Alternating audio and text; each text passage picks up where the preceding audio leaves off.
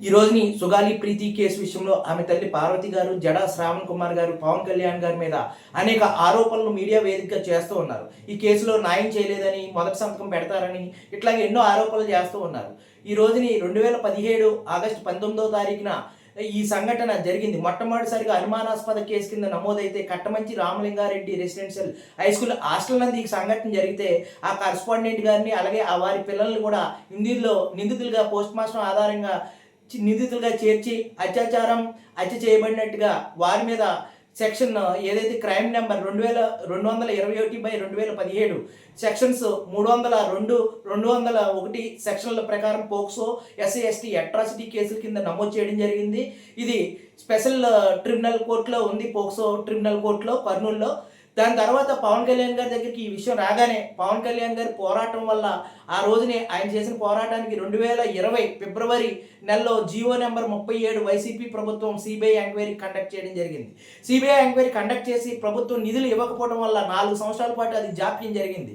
మళ్ళీ ఈ కేసు విషయంలో 2021 సంవత్సరంలో పవన్ కళ్యాణ్ గారి పోరాటం వల్ల సుగాలి ప్రీతి తల్లి గారికి 8 లక్షల రూపాయల ఆర్థిక సాయం, ఆ సుగాలి ప్రీతి తండ్రి గారికి రెవెన్యూ శాఖలో జూనియర్ అసిస్టెంట్గా జాబ్ ఇవ్వటం, అలాగే 5 ఎకరాల భూమి, 5 సెంట్ల భూమి ఇవన్నీ ఇవ్వటం జరిగిందండి.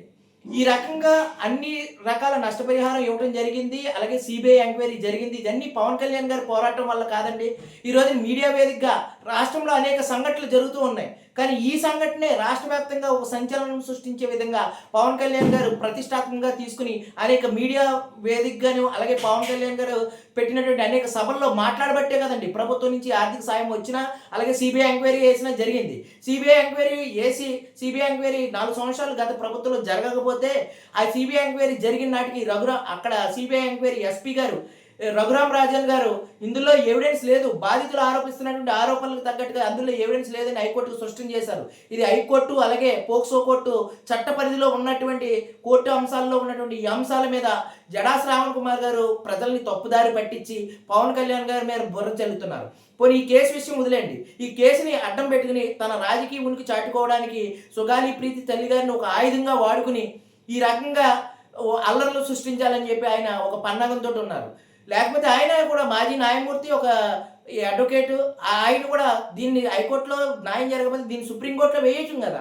అలా కాకుండా దీనికి ఒక కులం కార్డు తగిలించడం, దీన్ని కులం కొంబట్టి రెచ్చగొట్టడం, పవన్ కళ్యాణ్ గారి అకౌంట్లోకి అనేక 100 కోట్ల రూపాయలు అవినీతి ద్వారా వచ్చేస్తున్నాయని అసత్య ఆరోపణలు కూడా చేసి ఉన్నారు. ఏమన్నా ఆరోపణలు ఉంటే మీడియా వేదికగా ఆ ఆరోపణలకు తగ్గట్టుగా ఆధారాలు కూడా చూపించాలని చెప్పి దీన్ని డిమాండ్ చేస్తూ ఉన్నామండి.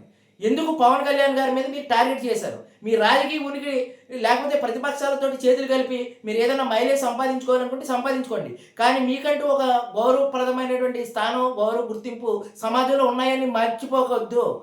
సుగాలి ప్రీతి కేసు విషయంలో పవన్ కళ్యాణ్ గారు చేసిన పోరాటం ఏంటో రాష్ట్ర ప్రజలకి తెలుసు.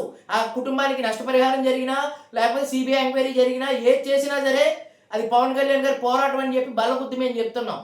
మీకు ఏదైనా ఆధారాలు ఉంటే పవన్ కళ్యాణ్ గారు ఏదైనా అవినీతి చేశారని ఒక ఆధారం పట్టుకొచ్చి మీరు చూపించండి.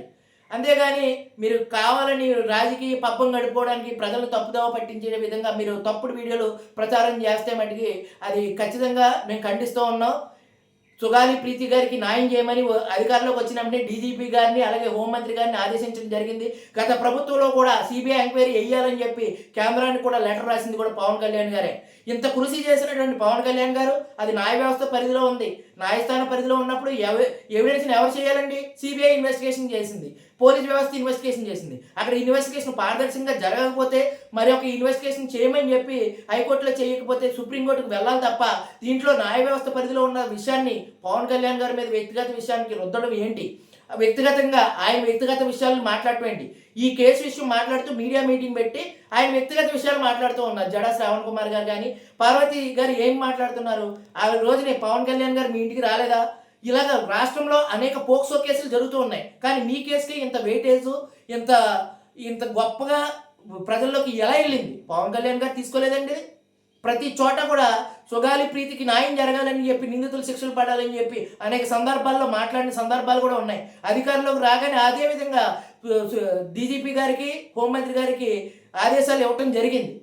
ఇది ముఖ్యమంత్రి పరిధిలో ఉంది, హోంమంత్రి పరిధిలో ఉంది.